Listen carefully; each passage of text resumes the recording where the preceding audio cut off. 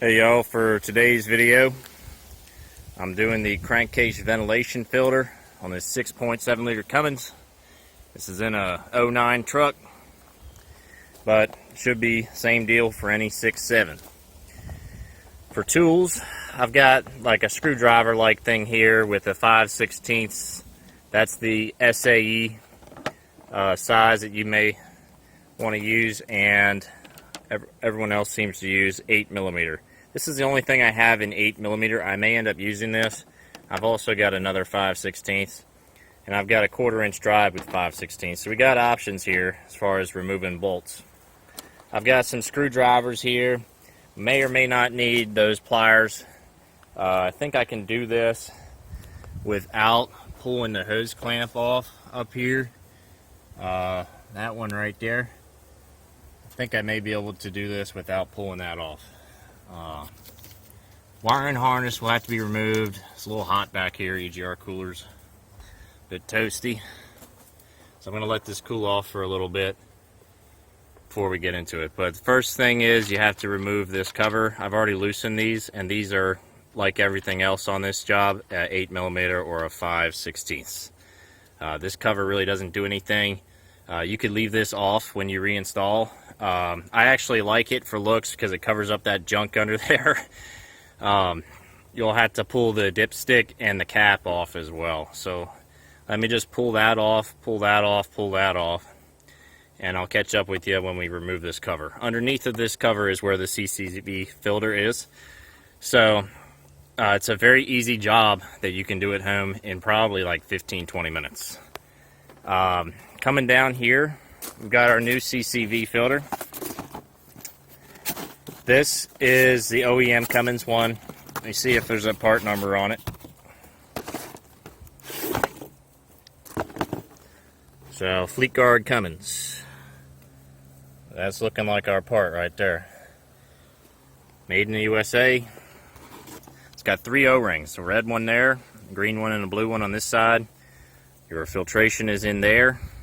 This needs changed every 66,000 miles or so. I'm probably changing it a little bit early, assuming it's been changed in the past on time. I would say that my filter was last changed somewhere around the 200,000 mile mark. Truck has 242 on it. I'm just doing this as a preventative maintenance, but you may have a check engine light or a code for this, or a perform service message for this. So if you do, it's probably because your truck has 67,000 miles or so on it. Why does this need to be replaced?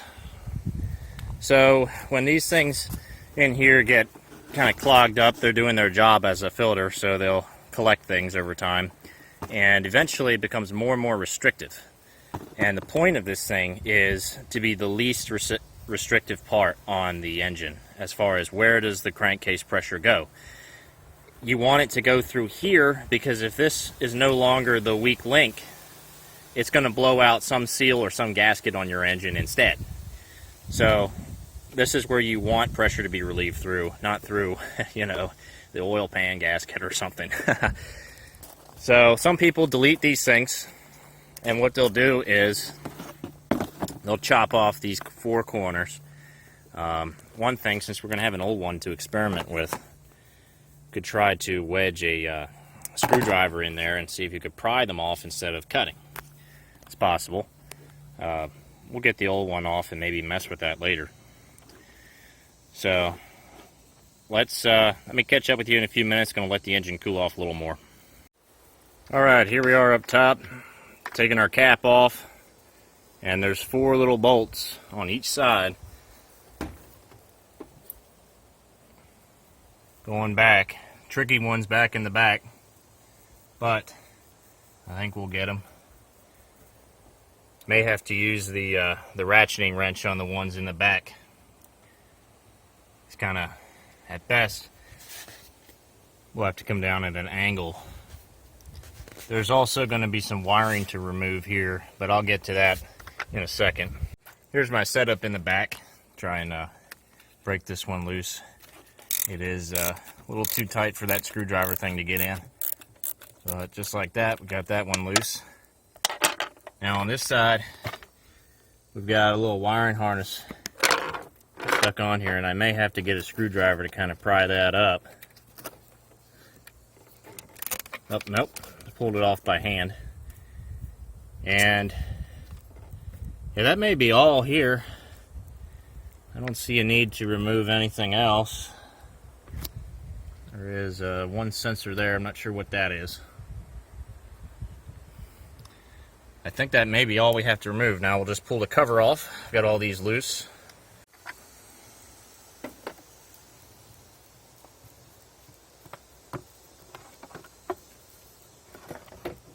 Here we can, without disconnecting the tube, we can gain access to this and then swap the filter on. I'm going to need a second hand to do it this way, but that allows you to avoid disconnecting that clamp there.